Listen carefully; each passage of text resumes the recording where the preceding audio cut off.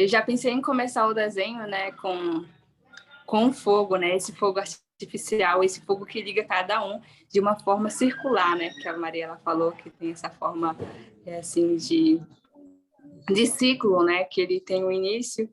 Eu lembro do Ayrton Krenak falar que a nossa vida é uma metamorfose, né?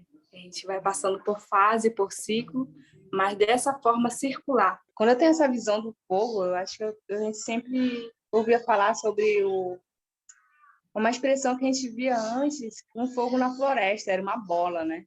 E aí a gente falava que era uma entidade da floresta, era um ser da floresta. Não lembro o nome agora que minha mãe dizia, mas ele sempre acompanhava os pescadores, caçadores, geralmente ele era bastante visto, né? Então esse ser, essa entidade hoje está entre nós. E ela acende essa fogueira enorme aí. Eu estou vendo assim que a gente está mantendo essa fogueira viva, né? Depois do primeiro livro, agora o segundo, e essa chama ainda vai crescer bastante.